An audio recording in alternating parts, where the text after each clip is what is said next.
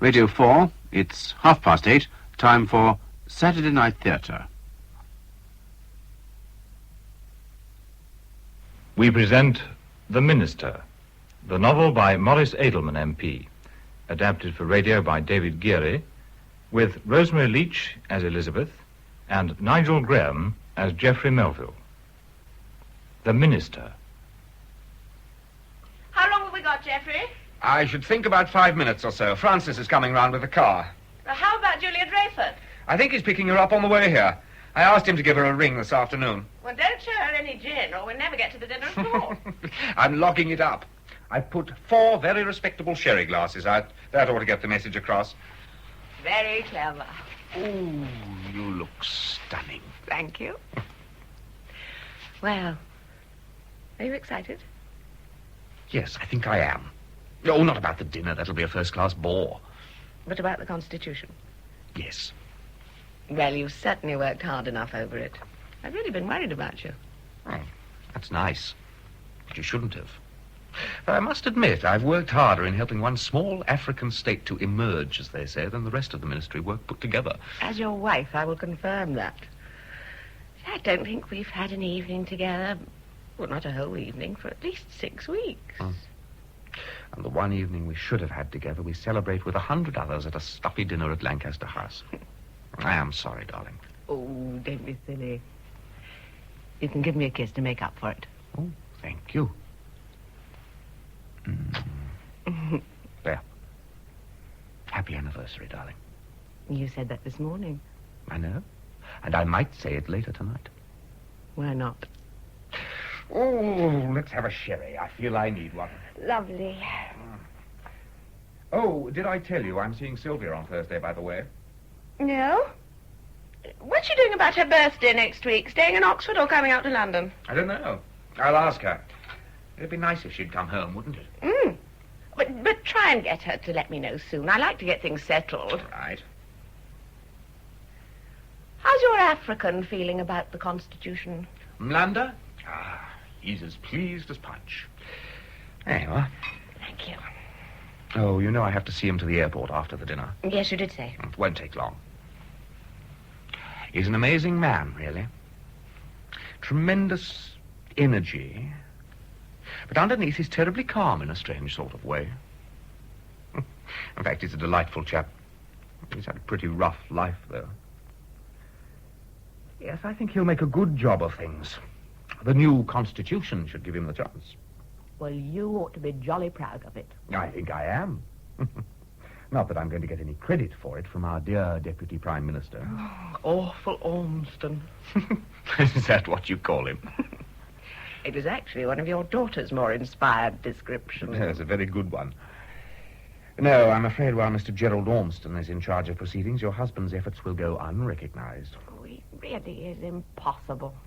He's managed very neatly to create the impression that all work's been done by Ted Drayford. But from what you've told me, Drayford's done nothing. Ted Drayford was put on the commission for one very good, very British reason. His money. A leading light in industry and a man with an influential TV network can't fail to be useful. And he was. Pouring drinks for African chiefs at Government House in Kadawa, and a few for himself, of course. I suppose he enjoyed the part so much that's why he's still out there. But Ormston wouldn't agree with that. Oh, yes, he probably would, in private. But in public, Drayford's the blue-eyed boy. That way he can keep me in my place. Oh, it's horrible.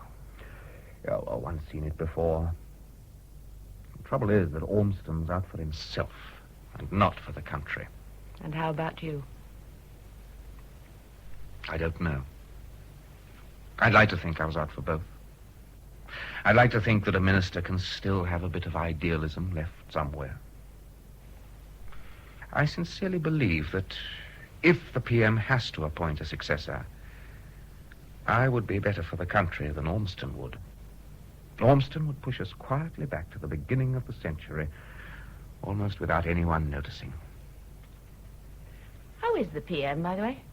I don't know. I'll be seeing him tomorrow, though. Oh? He'll want to know about Nlanda. Oh, yes. Well, give him my love. Of course. Oh, well, he really has had the most awful luck with this illness. I don't think a man of his age should be allowed to be Prime Minister. It's far too demanding. But if he does get him, he can't have anything in reserve. No. Oh, Andrew Collard should never have had to take over. Well, that's politics. He was the only man the cabinet didn't object to. How awful. Sounds like an epitaph. I'm afraid that he may need one soon. Oh, there's more to Collard than that. He's the sort of man you think is just a nice old boy, till you find he can drive a bargain so hard it can hurt. He's another amazing man in his way. Oh, they've arrived. Good evening, Mrs. Melville. Hello, Francis. Julia, how nice to see you again. Julia. Come on in. I do hope I haven't held you up. Not at all. Oh, awful lot of traffic on the way to Mrs. Drayford. Oh, we've plenty of time. Don't worry. Come and sit down, Julia. Right.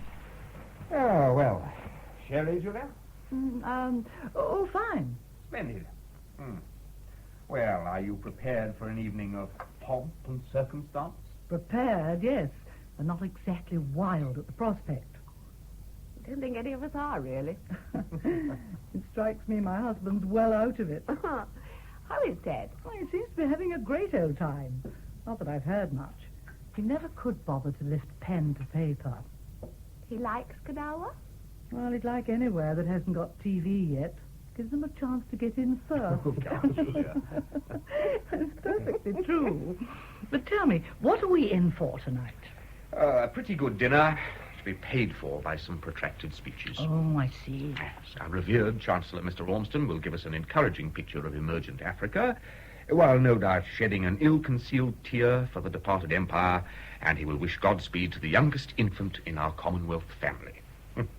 The infant himself, Nando, will know exactly how to reply to that sort of thing, and probably make us feel a little uneasy into the bargain, won't he, Francis? Yes, I think he will. And then I shall wind up. Oh. What are you going to say? At this moment, I've no idea, Julia. But as I believe you're sitting next to me, I'd obviously better keep it short.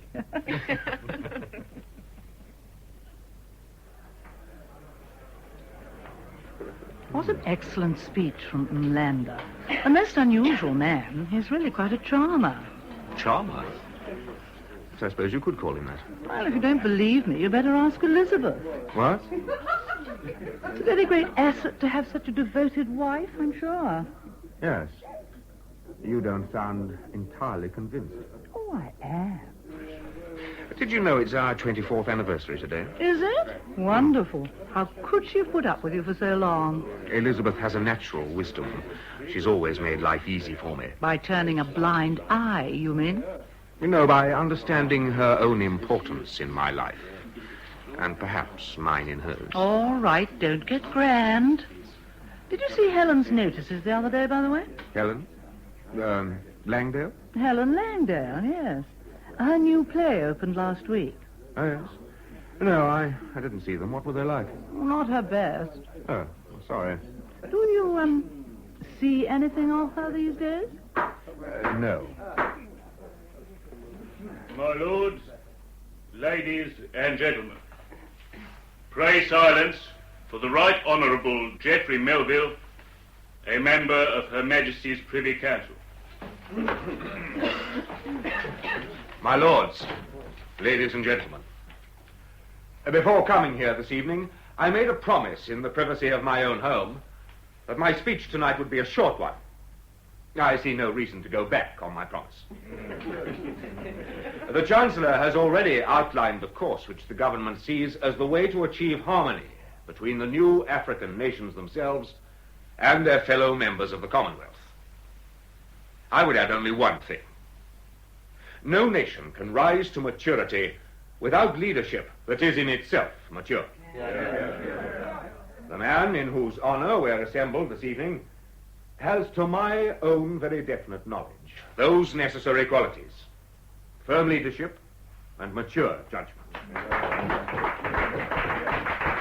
Mr. Mlander has another excellent quality: discretion.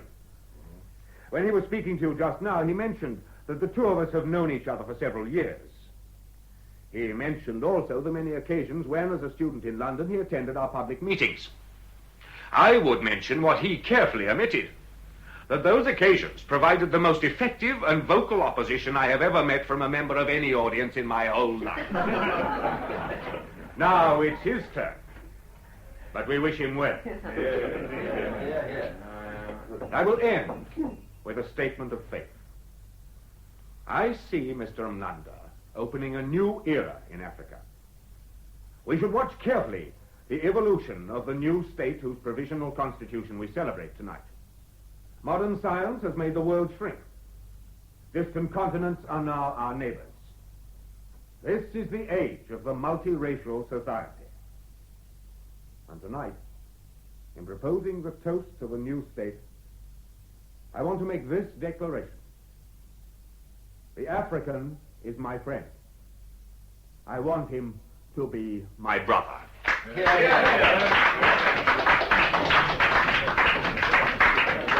You were terribly good, Geoffrey. I like the bit about the multiracial society. I'm never quite sure what it means. Means what I said, Julia. I want the African to be my brother. But that doesn't mean... Oh, no.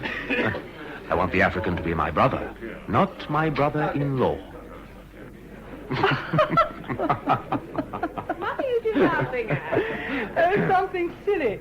Geoffrey was telling me about a friend who's getting married for the 4th time. She always marries colonels in the horse guards. Yes, she's had 3 shot from under her.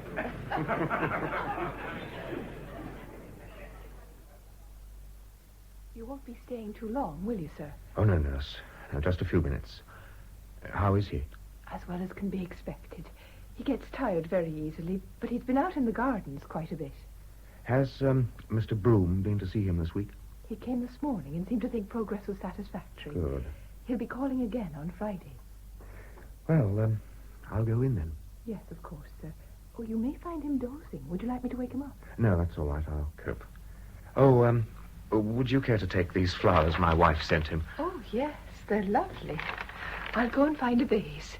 I'll see you before you go, sir. Fine. Thank you, nurse.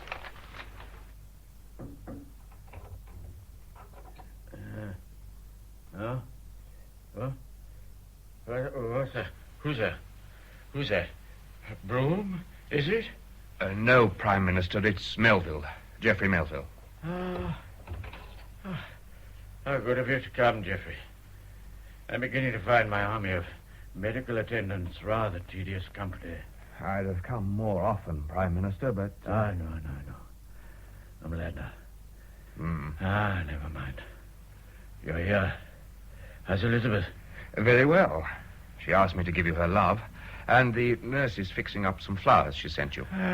Kind of like Elizabeth.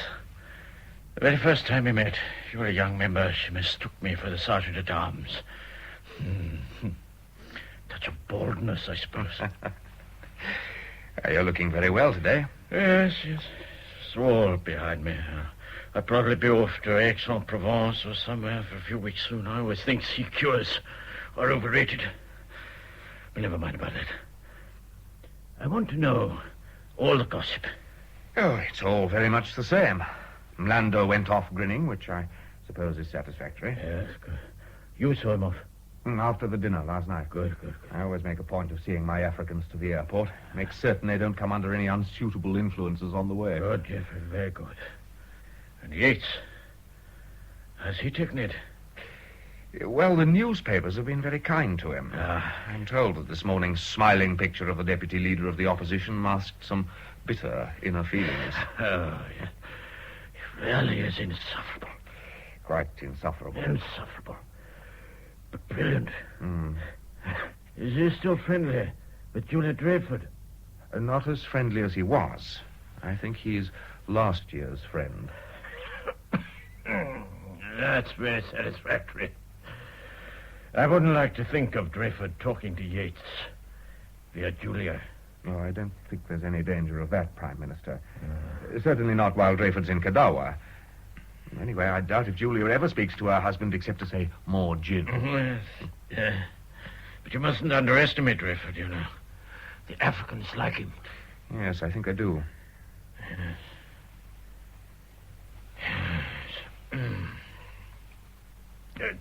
Geoffrey? Yes, Prime Minister. I'm glad you handled everything so well. Thank you. You now have a great national reputation. You were excellent in the party political broadcast. You're well thought of in the party and in the government, and you're a good-looking man. How old are you? 45. And your health? Excellent. Oh, good, good. Does Elizabeth like public life? She likes it very much. And your children? Oh, well, there's only Sylvia. She's at Oxford. Yes. Yes. She's a nice little girl. I remember her. I wanted to tell you this, Geoffrey. If the Umlander business goes well, I want to reconstruct the government. You know, give some of the younger men a lift. What did you have in mind, sir? I'm thinking of sending Ormston to the Lords. Ormston? Gerald? Yes. I feel uneasy with him at my elbow. For the last 10 years, he's done nothing but wait for the current Prime Minister to die. He was like that with Telfer. It makes me uneasy. It unsettles the cabinet. The remedy is elevation. He won't like it, you know. I doubt if he'll accept. We'll see. I shall give it a month. Oh, by the way, do you know the portrait of my ancestor, Sir John Copeland, in the salon? Yes, I do. After he was Speaker of the House of Commons in the 18th century, he didn't get a pension. He got all the silver in the official residence. Yes. It's come down to me. 240 pieces. Splendid. It is splendid. And when I'm better, I wish to make use of it and give a great dinner party. I hope to be invited. Yes, well, of course you will be. You will be.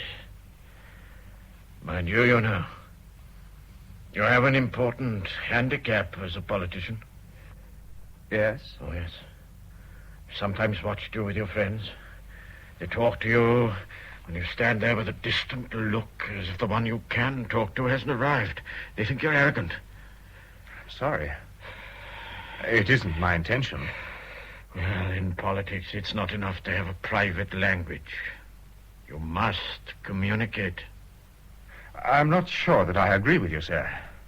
The hell of politics is this reduction of everything to a sort of average truth. Yeah. Something that one can squeeze into a slogan, something to market at election time.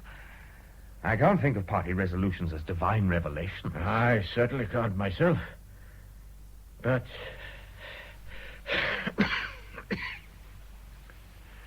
you've got to be careful. Average people need average truth.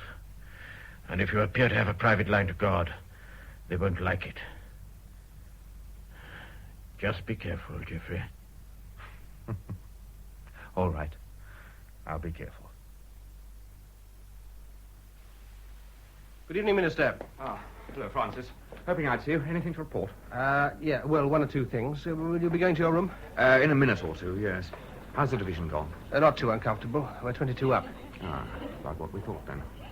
Let's say if the taxpayers $1 million or two. Yeah, let's hope they appreciate it. They never do. Oh, is that the evening paper? Yes. You sound doubtful. Well, you haven't seen it? I've only just got back from Chequers now. I thought I'd pin to your copy. Well, there's something in it. Something in it? Yes, sir. It's about a dinner. Imlander dinner? Yes. Well, no, not exactly. It's about your daughter. Francis, I think you're trying to be tactful. May I see it, please? Yeah, it's here. In Philip Anderson's column. Brothers Under the Skin. Brothers Under the Skin. Miss Sylvia Melville, 22-year-old daughter of the Secretary of State, having a busy time at Oxford as Secretary of the New Commonwealth Society. Joint Secretary and her constant companion is William Acabo, son of Justice Jonah Acabo. But romance is discounted. Why? Because at Lancaster House, the minister was heard to add to his splendid peroration, "I want the African to be my brother." The comment, "but not my son-in-law." Oh, Francis, not very pleasant. No, it's unspeakable, sir. Yes, but not unprintable, it would seem. When did it come out? This afternoon? No, it was in the first edition this morning. I see. Very quick work. It isn't, I mean, it's not... It must be true. It was in the papers. Is that your view? Oh, good heavens, no. Now, but try and telling that to the great British public. Well, Geoffrey, I suppose it might have been worse.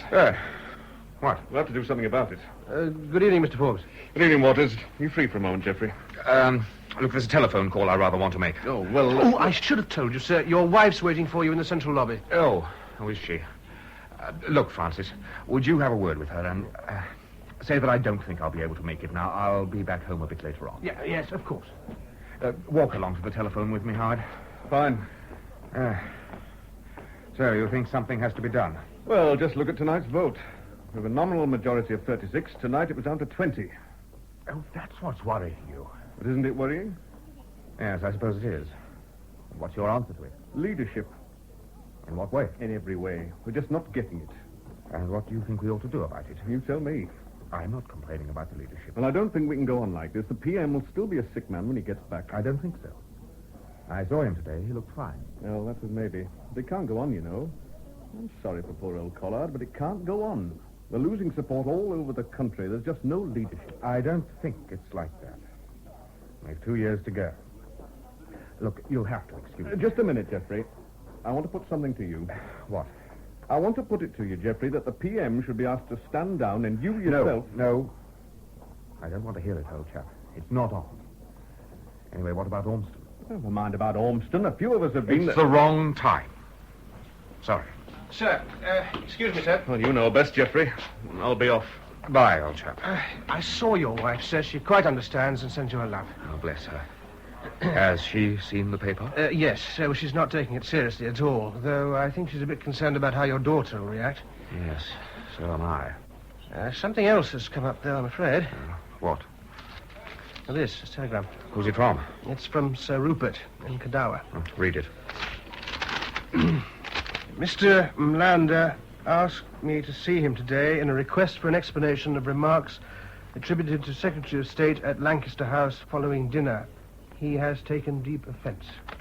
I'm taking it remarkably quickly, it seems. Yes. Teleprinters have been working hard, I should think. Yes. Well, tell the office to send a message back to the governor. A statement attributed to Secretary of State is a journalistic fabrication which he deplores. How's that? Oh, excellent. Yes, we'll see that it goes at once. Yeah, right, sir. I will. Now for Julia.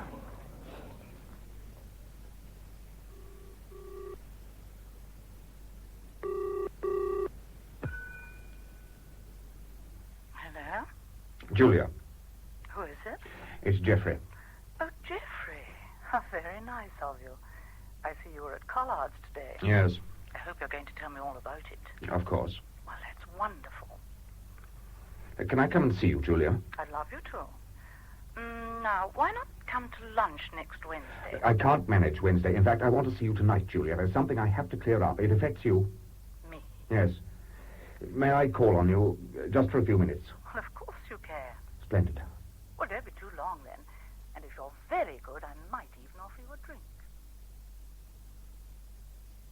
You're just in time for the topping up. What'll you have? It's an unfashionable hour, but I'm taking dry martinis. The modern form of secret drinking, as Edward's TV ads would say. I'd like a small whiskey. Well, fix it yourself.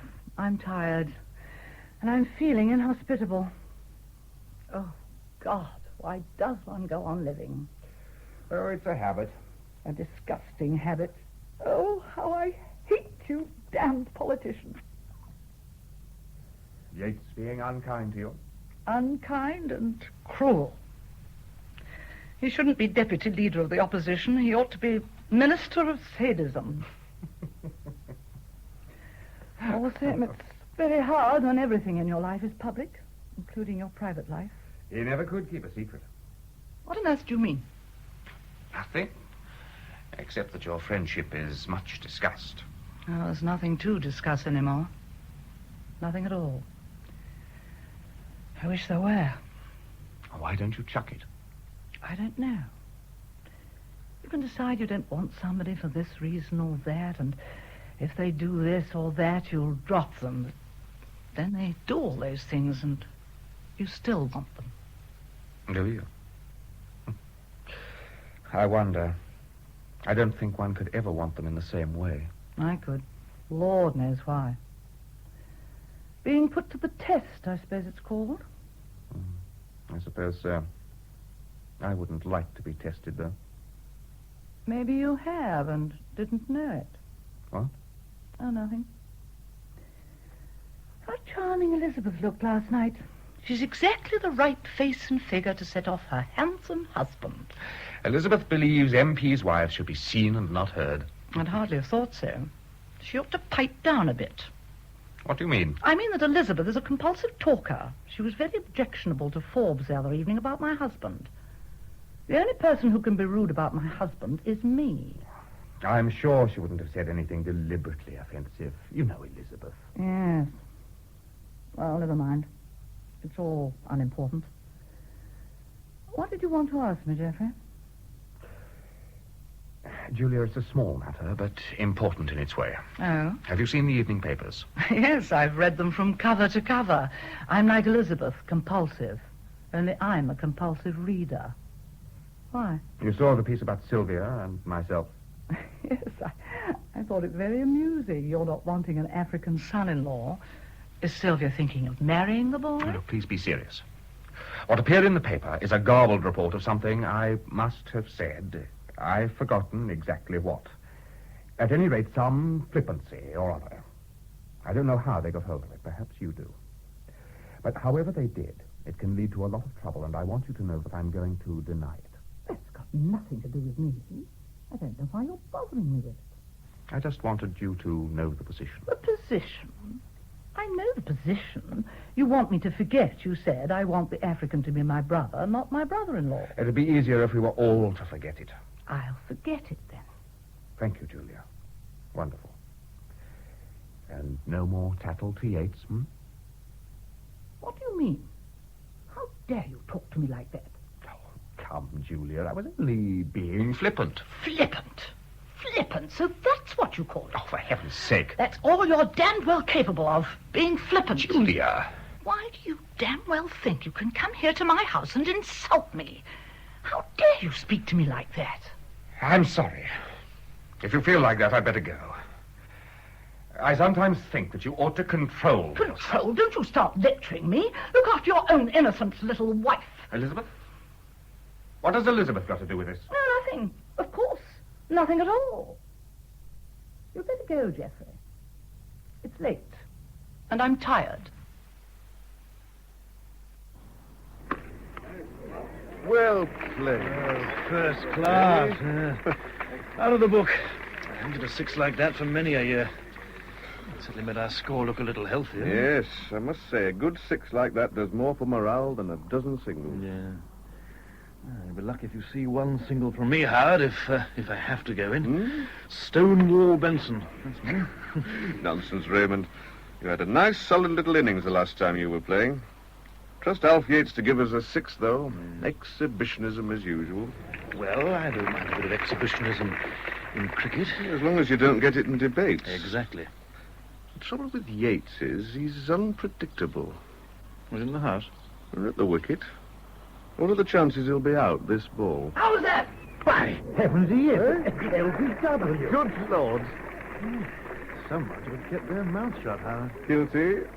Though I think I know what really put him off. What do you mean? Julia Drayford. What? See? Just come round past the nets. Yes. Not to put anyone off their stroke. Alf Yates in particular.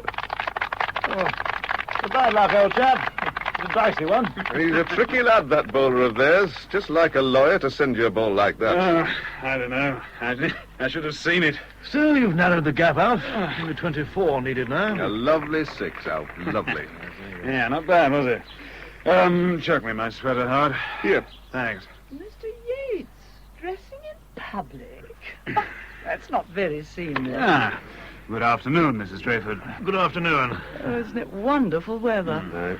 Who's going to win, Mr. Forbes? Well, the Law Society have to stop us making another 24. I wouldn't like to say. 24. That's almost as bad as your majority last night, Howard. Now, gentlemen. I'm not saying a word, Mrs. Drayford. So I better get my pads on. I'll see you later, perhaps. Yes, maybe. I'll come with you. Excuse me, Mrs. Drayford. Goodbye. Well, You timed your entrance perfectly, as usual.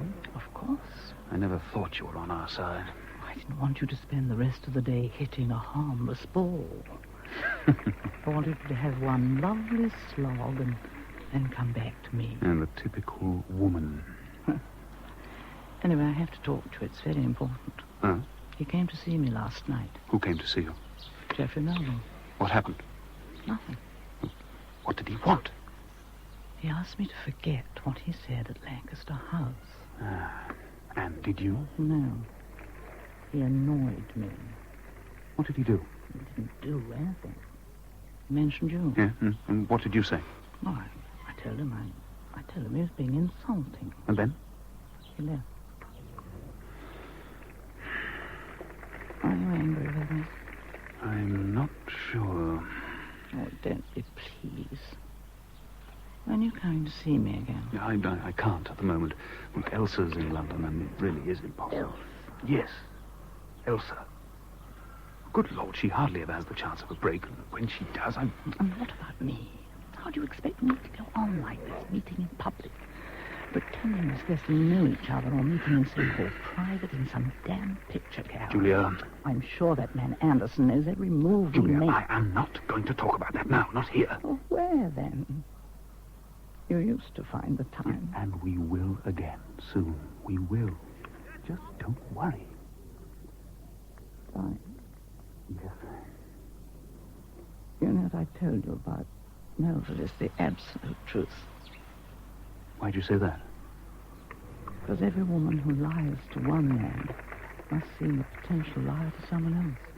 Yes. I've never lied to you. You will, when necessary. I never will. Mr. Yates? Damn.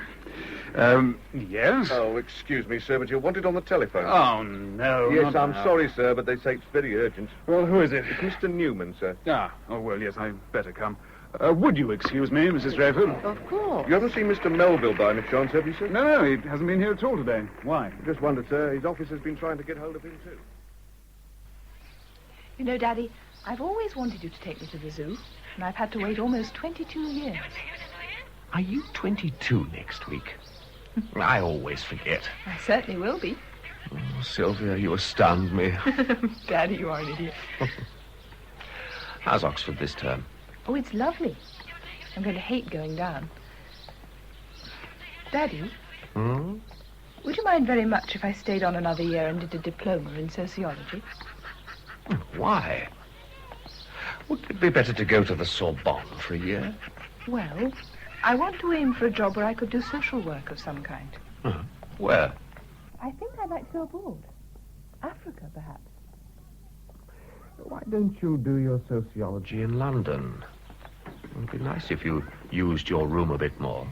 Oh, Daddy, I can't really explain. I simply feel stifled at home. Oh? Why? It's not because of you. Well, who then? Your mother is terribly unhappy when you're away. Is she? Of course she is. She'd really like you to come home for your birthday next week. I don't really like my birthday anymore. Oh, stuff. That's when you're my age, not 22. No, it's not that. It was on my 14th. That telegram. Telegram? About the car crash and Uncle Robert. No. That wasn't the best of birthday presents. But you mustn't go on thinking about that. No, I mustn't. Were you very attached to your brother, Daddy? Yes, very. But, darling, it's a long time ago. Why do you want to talk about it on this lovely day? He seemed to live with us for as long as I can remember. Why was that? Oh, he came out of the army and couldn't make a go of things, so we helped him. He was always so gay and very sweet to me. Yes. Poor Robert. Oh, look, enough of that. Tell me, how's your new Commonwealth group going? Awfully well. Not that we've been helped by that idiotic newspaper. No. You couldn't possibly have said anything as moronic as that, could you, Daddy? I could have. But I didn't. Well, I can never tell with you. Anything for a laugh. All politicians are the same. Look, we won't talk about politics, not now. I've got to be back in an hour or so, time enough then. Let me enjoy you. All right. So you're set on staying on at Oxford for your sociology course? I think so, yes. Oh, and I know what I wanted to ask you. My GCE certificate. Yes. I need it rather badly. Unless I have it, I can't be admitted to the diploma course. Where is it? Well, I think it's in the scrap room at the top, with all my old books and stuff, you know. It's probably in one of those cardboard boxes. You'd like me to run it to earth? If you could. You'll get awfully dusty finding it, though. Well, all in a good cause, I hope. A jolly good cause. It convinced me. Good. Shall we go and have tea? I wish we didn't have to go back so soon. As long as I can remember, you've always been going away somewhere, or saying goodbye when I was being packed off somewhere. Well, now's your chance to see a bit more of us. Yes. But now I don't need you in the same way. I used to feel it dreadfully, but now it's not so bad. I think your mother still feels it. Does she? She was always so busy. Always preoccupied with some terribly important outside work. Always busy just being your wife, somehow. Well, you probably didn't realize how much she had to plan for things when you were growing up. Looking after the house, helping in the constituency, committee work. Oh, I know. The perfect MP's wife. Rushing and running from one thing to another. Don't misjudge her. She had a lot to do in those days. Yes. Mother had a lot to do. I suppose she still has, in a way.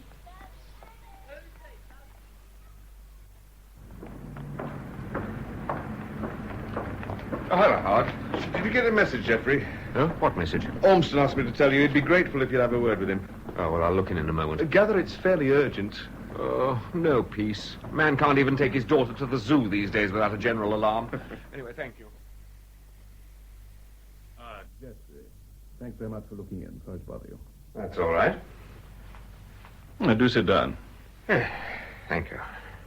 We've been trying to get you the whole afternoon. Perhaps your people could manage to be in closer touch. I think my departmental arrangements are quite adequate. Oh, my dear fellow, I don't wish to interfere. It's just that you've seen the afternoon's telegrams, of course. No, I don't usually see them till the evening. Oh. No. Why? I think in a matter of urgency at Well, naturally, I see the urgent telegrams at once. Yes, of course. Well, let's not dwell on it now. There's been trouble at Kadawa. It's on the tape already. There's always trouble at Kadawa. Ledbury tells me that this has been rather more serious. Do you mean my parliamentary secretary has been in touch with you before seeing me? I'm sorry, Geoffrey, they couldn't find you. You really ought to let your department know about your movements. But this is quite... Well, never mind. The point is that there's been what sounds like a pretty ghastly mess just outside Kadawa. The governor's car was attacked after a protest meeting of Mlanda's Freedom Party. The troops escorting the governor had to open fire, and 36 Africans were killed. 36 killed? Yes. I'd better see the telegrams. Yes, I'm afraid there's more to it than just that. Just that? Oh, you know what I mean. There were other riots apart from that particular one. Lady Benning was opening the Cunningham Child Welfare Centre 10 miles away. She was made to get out of her car, and they made her kiss the feet of some of the rioters. Well, that I'll take with a very big pinch of salt. Well, we'll see. The main point is that Yates has put down a private notice question for tomorrow, which you'll have to answer. Of course. How did all this begin? No one quite knows. Except that you've been widely quoted. Well, I don't know if quoted is really right. At any rate, you've been quoted as saying something about not wanting a black man in the family. And it all began with the Freedom Party organizing a protest march. That's quite outrageous, Gerald. The damn gossip writers are murderers. Well, you can't help it. All you can do tomorrow is say how sorry you are, repudiate what's been attributed to you, and look forward to a growing association with Mlanda. Yes, I suppose it's all one can do. At any rate, thank you. I will, of course, back you up. I take that for granted. Well, I'd better be off. How did you find the Prime Minister, by the way? Oh, I think he'll be all right. Oh, do you really? It's very difficult, these long absences. We miss the prestige that accumulates around a leader. It takes a long time to create prestige. Oh, I'm not so sure. It's the job that elevates the man. Possibly. Still, it won't be long before Andrew's back again. See you at question time tomorrow, then, Gerald. Right. Oh, Minister, a message came through from your wife. She wanted to know if you'd be dining at home tonight. Oh, She said if you weren't, she'd probably be going out. Well, it doesn't look as if I will be back now. I'd better give her a ring. Would you like me to telephone? Oh, that's very kind of you. But I don't want to... Oh, it's no trouble. Well, I shall be working late at the ministry. Could you tell her that? Of course. Did she say where she would be going? No, she didn't mention. I see. Well, thank you very much. That'll be a great help. Not at all. Good night, sir. Good night. And now look at today's papers. The front pages in nearly every case are given over to the tragic events of yesterday in Kadawa, when British troops opened fire on rioters of the Freedom Party. There are pictures of this incident, as well as others up and down the country, and confirmation of reports that Mr. Mlander had repudiated the constitutional agreement drafted in London earlier this week. The minister concerned, Mr. Geoffrey Melville, comes under fire in most papers, though, as the Times points out in its first leader, it would be unwise to prejudice the issue until the minister has replied to the opposition's questions in the House this afternoon. One front page that doesn't concern itself with Kadawa is that of the Daily Mirror, which, under the Good headline... for the Mirror. It's got to Do you want any more? shows a picture of... No, I'd better get to work. I had a pretty full morning. Yes, and you'll be having a tricky afternoon, I suppose. I expect Yates will try to make it tricky. The whole thing seems quite fantastic. Well, would be if we were left to judge it. Perhaps from Mlander's point of view, it looks a little different. But all you both worked for, you can't just want to let it fizzle out just because of some stupid newspaper item. As far as I'm concerned, the new Constitution was really big. Bigger than a paragraph in a fifth-rate gossip column. Mlander obviously doesn't agree. Darling, you didn't say anything like that, did you? I've told you I didn't. Oh, of course you didn't. What were you up to last night, by the way? Up to? Yes, I gather you were dining out. Oh, I see. Yes, I had dinner with Geoffrey Broome. Yeah. He was at Lady Peel Brown's earlier on. He had a sudden call from Great Ormond Street and didn't have his car, so I drove him there. And you waited? Well, it wasn't very long. And then he suggested if you were tied up at all, we might have dinner. Oh, good idea. He's very sweet, really. Yes, nice chap. Well, I must get ready to go out. I'll be in the gallery this afternoon for questions. Wonderful. I'll call round at your room when you're through, shall I? Fine. Got something on this morning, have you? Yes, there's a planning meeting. We've a full meeting next week, and we've got to sort the agenda out. Then you'll be wearing a petalled hat. What do you mean? You always wear a petalled hat when you go to one of your meetings. Do I? Good heavens. Well, don't worry. They're not grounds for divorce yet. Oh, you're a beastly man. Oh, an absolute rotter, I agree. How was your daughter yesterday? Oh, very well. She wants to stay on and do a sociology course. Oh, quite the blue stocking. Oh, she seems very keen on the idea. Oh, I've got to dig out her GCE certificate before I go to the office. It's somewhere in the attic. I better go up there straight away. It'll probably take me half the morning. And is it not the case that in certain areas of Scotland there has been a distinct falling off of the birth rate concomitant with the development of caponization? That is a different question of which I'd like notice. If my honourable and gallant friend would like to see me in my room later on, I'll endeavour to give him every satisfaction. We must get a question. Mr. Pawson. I see it's going to be one of those afternoons. Oh, hello, John. Yes, I'm afraid so. Where were you at lunch? Couldn't make it. I was hauled in to do a piece on Kadawa for the 1 o'clock news. Ah, so you lunched in the BBC canteen? I did indeed. I thought envious thoughts of you while tackling my fried place with sauce tartare. How's Fleet Street? All right. Just. Well, as a representative of the BBC, what's your view of Kadawa?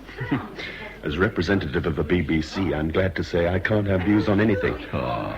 Especially when I'm speaking to the notorious Philip Anderson. Thank you, John Merritt. I just don't know, Philip. It all depends on the way Melville handles Yates's question. Yes, handles being a subtler word than answers. One could say that. Well, from what I know of things, there's only one answer to Yates's question. I know damn well Melville won't give it. Here's Melville now, by the way. Just come in. Talk of the devil. Hey, John, he doesn't look too good. No, he doesn't. You're right. A very pale Mr. Melville indeed. Quite unlike him. Pretty bronzed and fiction, really. Some Mamp type, I suspect. Certainly seems under the weather today. Alf Yates is rearing to go. Where? Talking to Newman there. Oh, yes. This looks like it. Yes. Here we go. Mr. Yates, private notice question. I wish to ask the Secretary of State for Colonial and Commonwealth Affairs a question of which I've given him private notice, to ask whether he has any statement to make on the situation in Kadawa. I am grateful to the Right Honourable Gentleman for giving me the opportunity to clarify the recent unfortunate events in Kadawa. Briefly, the situation as we know it is that the Governor, Sir Rupert Benning, while leaving Government House in his car yesterday, was attacked by a group of armed rioters identified as members of the Kadawa Freedom Party. They were warned by the commander of the Governor's escort party to disperse. This warning went unheeded, and a stone was thrown at one of the car windows. After further warnings, shots were fired over the heads of the rioters. A shot then came from the crowd, injuring a member of the escort party. The escort commander was then forced to disperse the crowd with rifle fire aimed at selected targets. As a result of this action, 36 Africans were killed. Our own casualties were 2 dead and 3 wounded. I'm sure the House will join me in extending our deepest sympathy to the relatives and dependents of those involved. Since these events, we have learned that further riots have developed in other parts of the country, but I can inform the House that these are well under control. No one regrets more than myself these events, occurring as they have done at a time of great promise. I can assure the House that the government is gravely exercised by them and is keeping the very closest watch on the situation. We are obliged to the Right Honourable Gentleman and can assure him that we too will be watching the situation with the closest attention and also some anxiety. But there is one small matter which ought to be cleared up. It has been stated by Mr. Umlander that a somewhat indelicate observation a somewhat, if I may use the term, racialist observation was a precipitating cause of the outbreak. Now, would the Right Honourable Gentleman confirm that the remarks attributed to him have no substance? Perhaps the Right Honourable Gentleman would like me to put it differently. Is he aware that his offensive reference to Africans at the conclusion of a dinner given by Her Majesty's government in honour of an especially distinguished African resulted in an outbreak of violence at Kadawa for which the Right Honourable Gentleman must accept personal responsibility?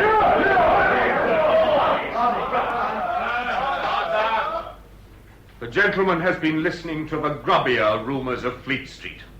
The one which he has reported to the House has no basis in fact. But, Mr. Speaker, sir, it isn't not the fact that the Right Honourable Gentleman did state at Lancaster House that while he was ready to accept the African as his brother, he didn't want him as his mother-in-law. On a point of order, sir, the Minister, abdicating somewhat from his usual courtesy, has refused to answer a question to which we really do want a reply. Indeed not! He obliges me to put into words a question I would have preferred him to deny unasked.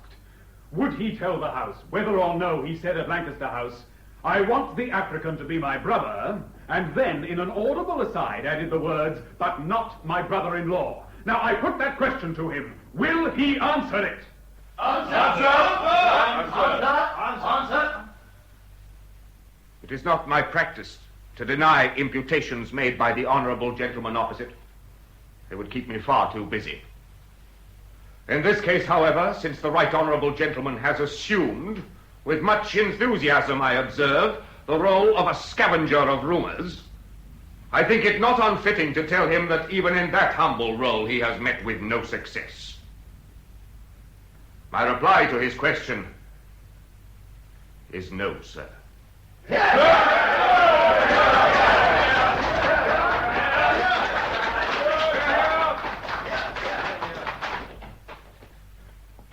First class, sir. Settled well and truly. For the moment, perhaps, Francis. I'm sorry, sir, but I thought for a moment you weren't looking too fit when you came to the box, sir. Are you all right? I'm quite all right, Francis. I want to put a call through to my daughter at college. Yeah, I'll try it straight away. Yes. Yeah. No, I don't think I need to speak to her. I'll leave it. Oh. I know. Just give her a ring yourself, will you? Yes, of course. Good. What shall I say? What? What would you like me to tell your daughter? Oh, I see. Just say that I found the certificate she was after, and would she like us to post it to her? Right. Good afternoon, Mrs. Melville. Hello, Francis. Geoffrey, you were splendid, darling. I'll just go and see to that call, sir. Thank you, Francis. It really went splendidly. You got a marvellous reception at the end. It was very exciting, the whole thing. You slut. Geoffrey. You damned little slut. Darling, what are you saying? Geoffrey, you're ill. What is it, darling? What's wrong? I'm not ill, and for God's sake, don't call me darling. Geoffrey, I don't know what you called me I just called now. you a slut. Well, what in heaven's name is all this about? This. What? This. Read it. What is it? The diary of Sylvia's.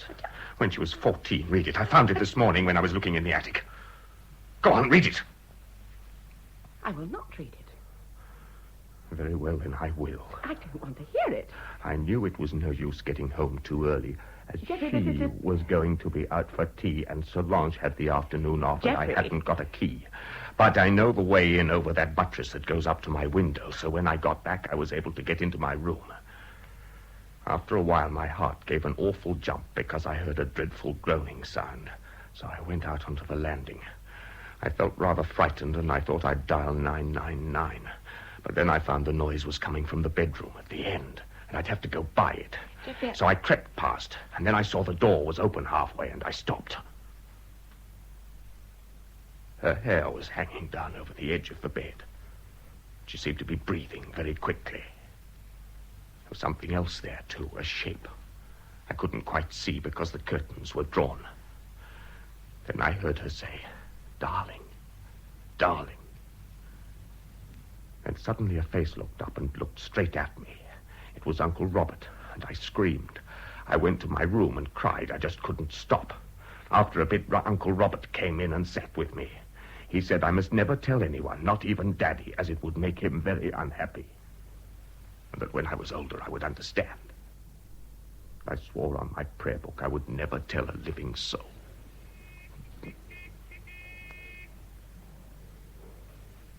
very unattractive. But it's hardly surprising. It was impossible to keep a foreign maid with your brother in the house. But it explains why Solange left so suddenly, though. I am not a slut, Geoffrey. Please don't call me that again.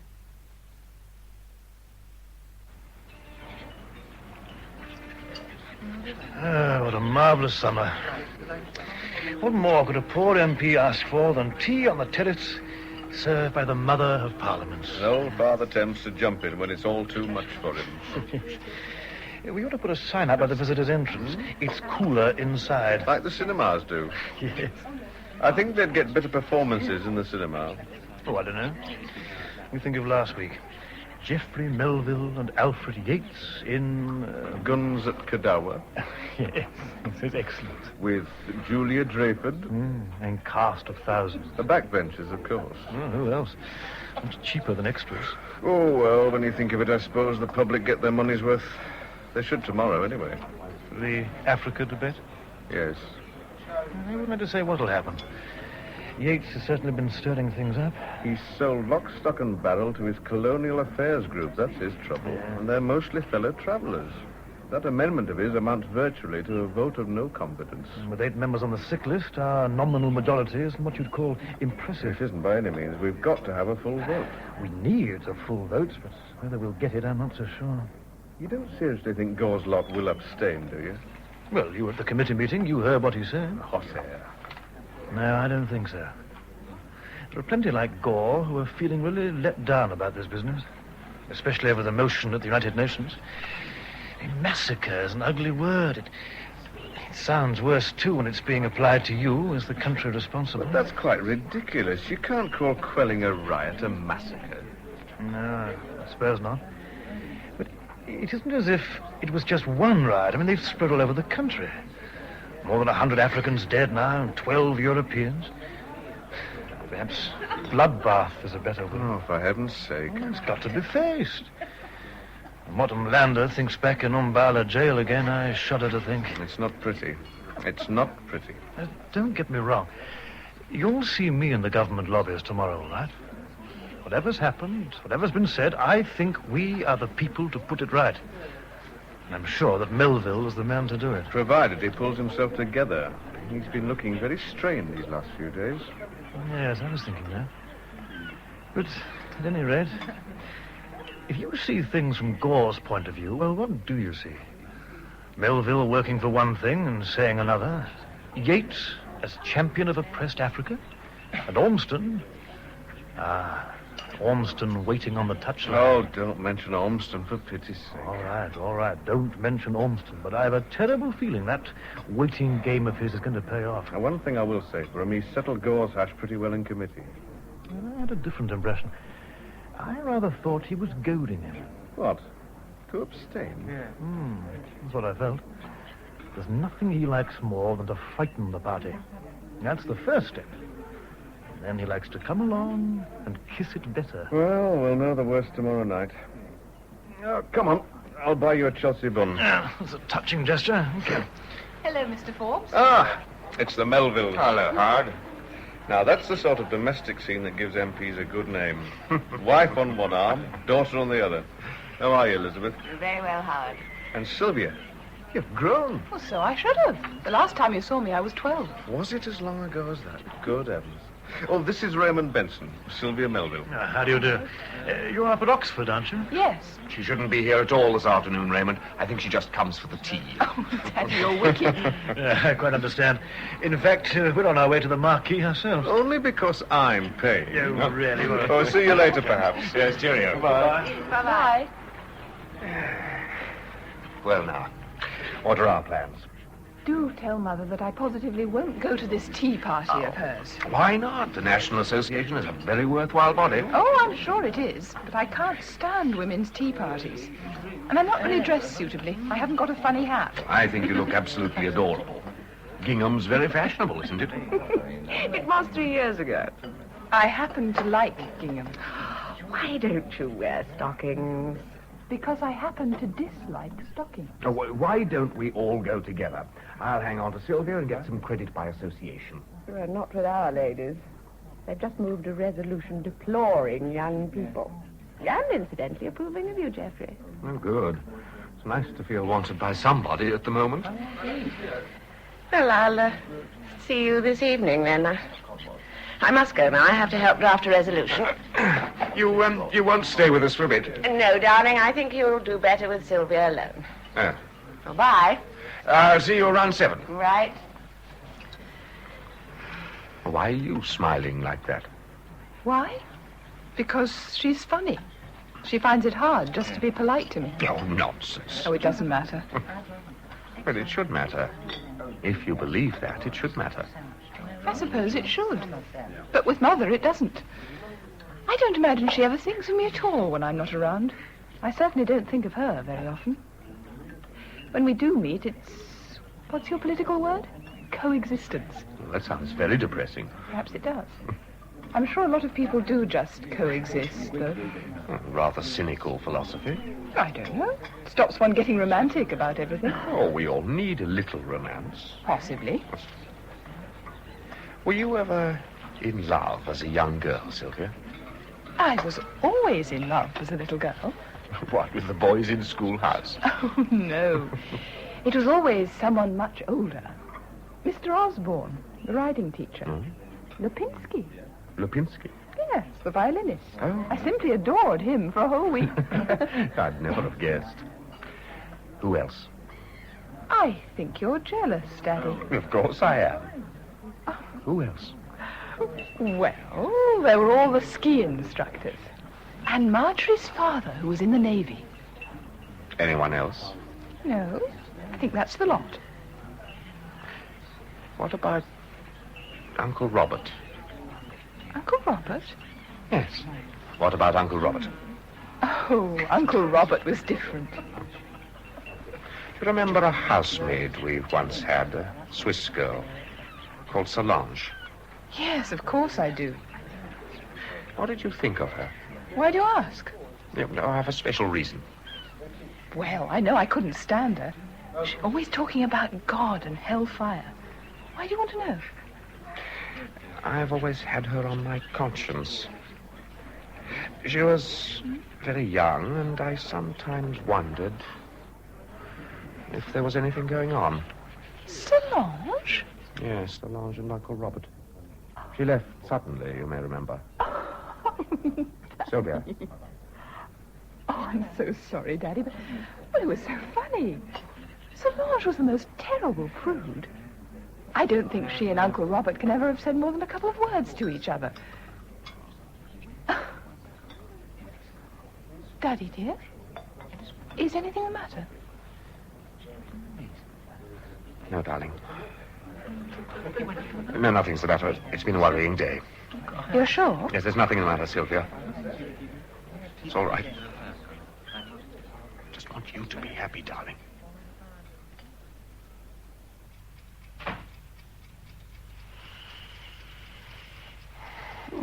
What?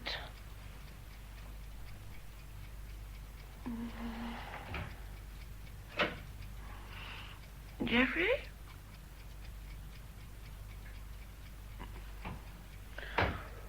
Were you expecting someone else? It's so late. I thought you were coming home to dinner. I had dinner out.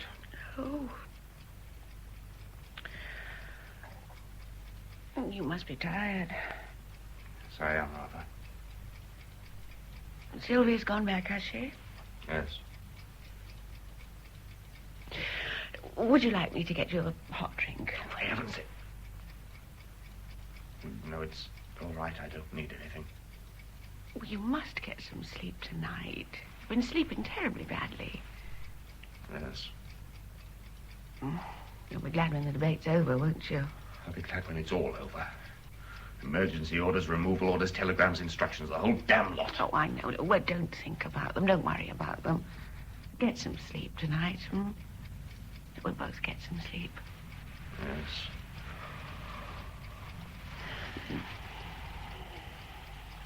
You know what's really on my mind? What? Sylvia. Sylvia? Oh, no, don't worry about her. I asked Sylvia about Solange. You asked her? Jeffrey, I can't believe that of you. I didn't mention the diary. I just asked about Solange. You... So what are you trying to do? I'm trying to get the truth. Truth? What truth? What on earth are you talking about? I'm trying to get the truth about you and... Me and who? Who are you talking about? All of them. The whole damned lot. Roberts and Broom, Waters maybe. How do I know? Every one of them. Hanging round, smiling, bowing and scraping, opening doors. How do I know what you're doing with them? I am not doing living with them. I don't know what you're talking about. You're accusing me all the time. What are you accusing me of? What am I supposed to have done? I don't know what I'm accusing you of. I don't want to know. I'm afraid to know. Oh, God. I think you're losing your reason. You're quite mad. Who was it? It wasn't Solange who was with Robert that day. Who was it? What do you mean? In Sylvia's diary. It wasn't Solange. I wonder what Ormston would say if he knew you read little girls' diaries. It wasn't Solange. Who was it, Elizabeth? You are mad. You are either ill or mad. I want to know. Look, are you suggesting that... I want to know. I want to know if you and Robert... I can't bear it. I can't bear it.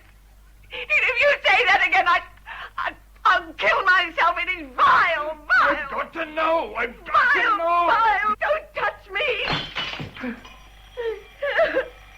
So you come near me. Don't come near me. Elizabeth. Don't touch me. Don't touch me. My appetite, Geoffrey, is slow in returning. They give me gigantic banquets, but I can't eat them. Oh, yes, my doctors forbid me nothing except locomotion. Eat what you like. Drink what you like. Almost the regime of a condemned man, don't you think? Well, it seems to be doing you good. You haven't looked so fit since your operation. Oh, yes, well, it would be pleasant to believe you. Still, never mind. Oh, would you, by the way, thank Elizabeth for the lovely flowers she sent me. They were quite wonderful. Yes, I will. Yes, go. Now, tell me about it. There's not a great deal to say, Prime Minister. I've come to ask you to accept my resignation. Oh. May I ask why? I have two reasons. One public, the other private. I find this difficult. I feel personally responsible, guilty, about Kadawa. I see. When Umlando was over here, the new constitution was virtually settled. I'd done what I could for it, and that was that. Then came the dinner at Lancaster House. What I said there at the end of my speech. Said to whom? To Julia Dreyfus. And via her to Africa. That's how it happened. A careless and odious quip to amuse an untrustworthy woman. But if you hadn't said whatever you did, someone else would have said something or other to put Umlander in a paddy. And don't you believe that Mr. Yates and Mr. Ormston don't know this as well as anybody else? There's a time for violence and a time for keeping quiet. And this was Umlander's time for violence. I'd like to believe that. It would make it easier if I could, but I can't. In any case, there's more to it than that. I'm afraid I must talk to you about my personal affairs. Yes, well, go on. I'm going to divorce my wife. No, that's quite absurd. Divorce Elizabeth, why? I don't want to talk about it. There's somebody to be cited. Yes. It wouldn't be like that. Who is he? He's dead. Oh. How long ago? 8, 9 years. Oh. I'd really prefer to say no more. I seem to remember the name of Helen Langdale about that time. That's all over. Is it? Well, I'm glad to hear it. Yet in Elizabeth's case, where apparently things are well and truly over, it's somehow different. I don't know. I only know how I feel. I'm going to divorce her. No, just one moment. You can't disregard your situation in the party and the government. I'm sorry about it. It's a very unhappy accident that my personal problems coincide with the party's. But are you going to put your personal problems before the government's interests? I had a visit from Ormston yesterday. He wanted me to get rid of you. I've saved you the trouble. He'll be gratified. Oh, no. He is not going to be. I'm bound to you, Geoffrey, like a Siamese twin. Because if you go, I go. And that's not simply because I like you, but because I'm stuck with you. I've backed you on Africa, and I'm backing you against Ormston for one very good reason. Ormston as Prime Minister would be a tragedy for the country, Geoffrey, not just the party. If I go, and I can't go on much longer, the man I want is you. You're the one I'm recommending to the sovereign. You have great qualities, though at the moment you damn well can't see them. But I can. And I'm telling you, it's your duty not to throw them away. But the Lancaster House will be dealt with. Put it out of your mind. The Lancaster House speech may well be a smaller problem than you think. It's a mistake to imagine that we are living in an entirely Philistine age. Don't you think, Julia? I don't know. Some more cake? Oh, no, thanks. I must say I'd hardly call this the age of culture. No. Certainly not that. We live in an age of credulity, not of Philistinism. In such an atmosphere, the fraudulent thrives and prospers. I see what you mean. It puts a responsibility on those of us who feel they can appreciate the genuine. Yes. I'm so sorry. Do have some more tea. Oh, thank you. Do forgive me. What were you going to say? Oh, just that I bought a small oiseau the other day. Ah, yes. A much underrated artist. I think so, too. Yes. Prime Minister, I've a feeling you're making fun of me. No, Julia. Not fun. I want to help you. To help me? I wasn't aware I needed help. I think so. I think you do. Oh. I believe you know a fellow called Philip Anderson, journalist. Yes, slightly. My husband knows him better than I do. I know. Anderson has been to visit me. And? What I'm going to tell you, Julia, is of course strictly confidential.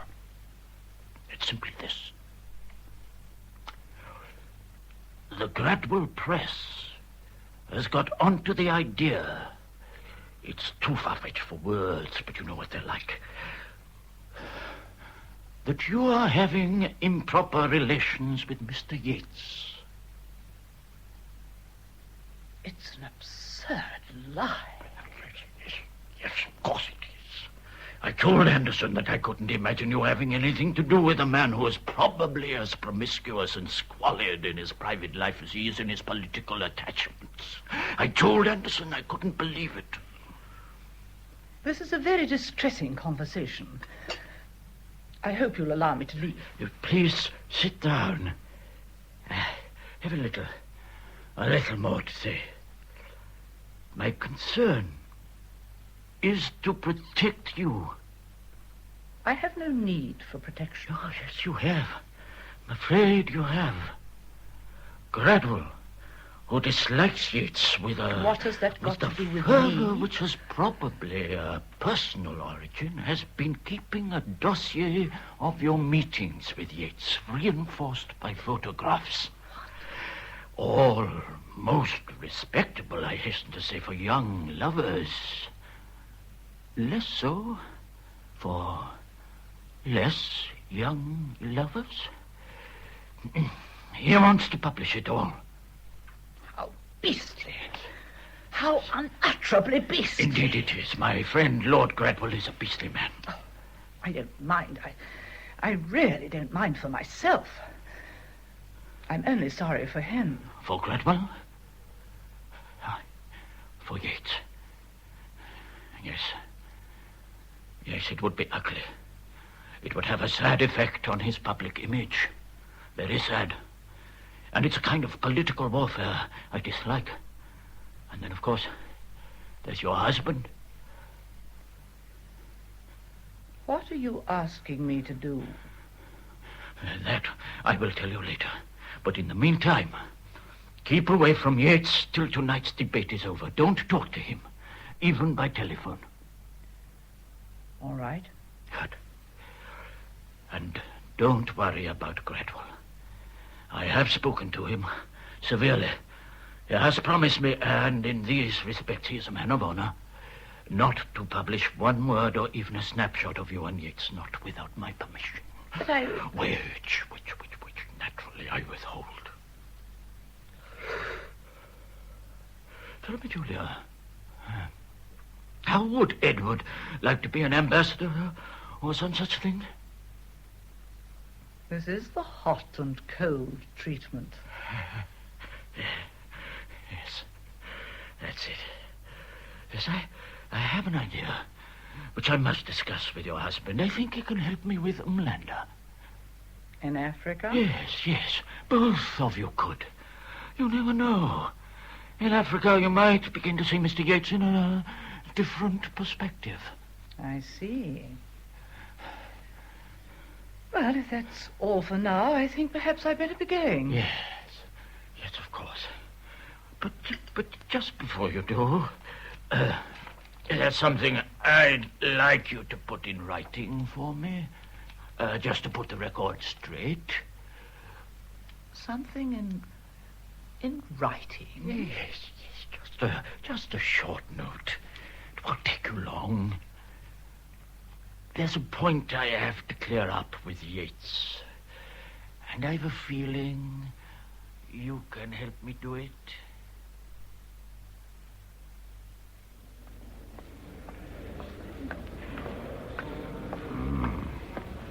I'd rather go for that secretary of Yates's. Yeah. I wonder why they hug themselves when they walk. It's cold in Westminster Hall and they get lonely. Idiot. She appears somewhat perturbed, poor girl. Yes, maybe she bears ill tidings. Possibly. Well, as debates go, this one's hotting up nicely, I'd say. Old Ormston managed to trip Newman on those casualty figures very neatly. He did indeed. Though if that's all he can offer, I don't think it'll be enough. Wait till Yates gets on the scene. Yes, that should be interesting.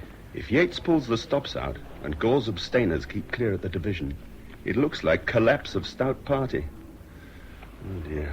I don't think I can face another election just at the moment. Well, who does? Still, I hear Melville's going. What makes you say that? Well, you know, Ormston went to see the PM today. So did a lot of other people. Well? He gave him an ultimatum. Get rid of Melville or else. John, would you like to bet me a small sum that Melville won't go? A large sum, if you like. I'm making a book on it. £2, evens? Right you are. You'll lose it. I've seen Yates. And I've seen the PM. If Melville goes, he'll go with him. That well may be. Philip, I think we'd better be getting back. Perhaps we should. You're doing something on the radio tonight, aren't you? Yes, I'm on just after the news. We ought to know the shape of things by then. The division took place just as we went on the air at the end of what seems to have been one of the most acrimonious few hours in the present government's history. Hours, in fact, which could lead to a change of government. John Merritt has been watching the debate for us. Merritt, what is the situation at the moment? The result of the division has not been announced. It's expected very shortly. The division was called a few minutes ago, but it's yet to be completed. Well, how about the abstentions? Has the rebel group been influenced at all by tonight's debate, would you say? It was extremely hard to tell. They've remained pretty well impassive the whole of the evening, in the face of a quite remarkable turn of events. You used the word acrimonious earlier on. Mr. Newman, the leader of the opposition, accused the government of conducting a massacre at Kadawa. From this point on, as you can imagine, tempers ran very high. Yes. As you know, the position of the Secretary of State, Mr. Melville, has been a matter of speculation over the last few days, and Mr. Ormston, in his speech, made one very significant remark. He used the words, "Whatever minister may be concerned with the future of the new state." Implying that there may be changes. Exactly. But in view of what happened later in the debate, one got the impression that the changes that have been announced took Mr. Ormston somewhat by surprise. There's been an announcement? Yes, from the Prime Minister at Chequers. It was released at the height of a very powerful speech from Mr. Yates winding up for the opposition.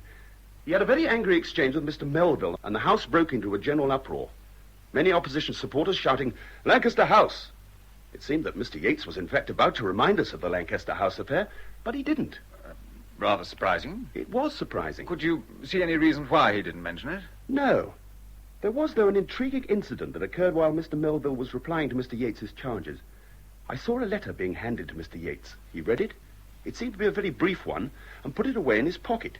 When he continued his speech, he seemed, well, somewhat deflated. And didn't mention Lancaster House? No. The opposition were very puzzled by this. The fire definitely went out of his speech at this point. Then, after he'd been speaking for another 15 minutes, he was handed a note by one of the opposition whips. He seems to have had a very disturbed evening. He has. Now, this note obviously was a copy of the Prime Minister's announcement, which had just come through, saying that the Governor, Sir Rupert Benning, has been recalled from Kadawa on indefinite leave, that Mr. Edward Drayford has been appointed Minister of State in Africa, and that Mr. Umlanda is to be released and invited to proceed with the constitutional changes. But this is almost exactly what the opposition were asking for. Indeed. And as Mr. Yates was forced to convey this information to the House himself, the wind was taken completely out of his sails. I must say he looked completely beaten. Mr. Melville then wound up for the government, a fine speech.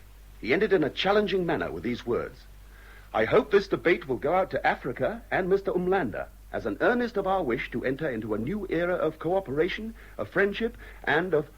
Here he said, "I repeat the word I used at Lancaster House, an era of brotherhood." So it looks as though Mr. Melville's future is now a little more secure. I'd say very secure. Now... Yes. In fact, we can say also that the government itself is secure as well. I've just been handed the result of the division, and the government have defeated the opposition's motion by a majority of 28. Which means that there were no abstentions. No abstentions. Well, there it is. A government victory at the end of one of the most closely fought debates I've seen for many years. A victory that I suspect may well have been won far from the apparent scene of the battle. By the Prime Minister, you would say? I think so, yes. Thank you very much, John Meredith. And now, from the problems of Africa to the problems of our transport system at home. The report of Shall the I switch it off now, Prime Minister? the integration of road and rail transport. Prime Minister? I'm switching it off, Prime Minister. Prime Minister, you shouldn't have stayed up as late as this. We must get you off to bed. Wake up, sir. We'll get you to... No. Oh, no.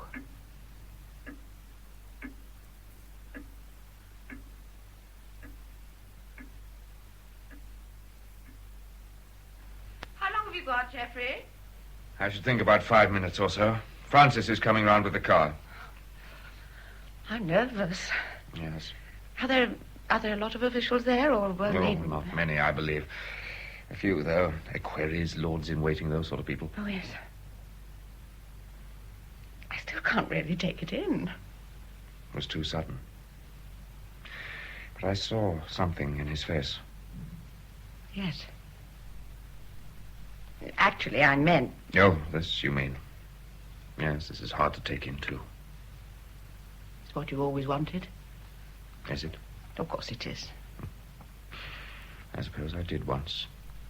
But not like this. I didn't think it would come this way. You mustn't think of it. He had to go sometime. He was a very sick man. What did I call him? The only man the cabinet didn't object to. Another flippancy. There was more to Andrew Collard than that, much more. I said it sounded like an epitaph. Yes. We'll find a better one than that if we do nothing else. Yes, we must. He was a very dear man. He asked me to thank you for those flowers you sent him. Fancy him remembering. He was very fond of you. He was fond of us both. Yes, I suppose he was. I want to ask you something. I want you, now, to tell me the truth. Was it true about you and Robert? Yes. It was true. That once or often? No, not often. But more than once. Why did it happen? He was there. All the time. You left me with him. You condescended to me. I didn't want him. But he was there all the time. In our rooms. Always around the house. And then one afternoon in the summer, I was resting in bed. He brought me tea. And it began then. You loved him? Oh, no, not love. It wasn't love. I loved you. Nothing changed. It wasn't love. It was an afternoon's lust. And in the evening when I came home, you greeted me and... Yes. Why? Well, I loved you. Don't you understand? I loved you. When did it end? When he killed himself. Killed himself? Yes. You never realized about the car crash. He got himself killed. And the others? There were no others. None. Come in. The car's ready, Prime Minister. You're premature, Francis. Well, we haven't got all that much time. Oh, yeah, I see. Well, nearly, sir, surely. Nearly, I suppose, yes. Those people outside, they're waiting for us. Yes. That means the press have got it. It's in the latest edition. Where would we be without the press? Right, Francis, you go on. We'll be out directly. Right, sir. Geoffrey, forgive me, please. No. I'll never forgive you. Neither you nor him. You've taken away all those years. He was my brother. But what are we going to do? What am I going to do? We've had so many good years. Can't we remember all that was good and hopeful in our lives? No. It'll be different. Perhaps better. Not better. Different, yes. Shall we go?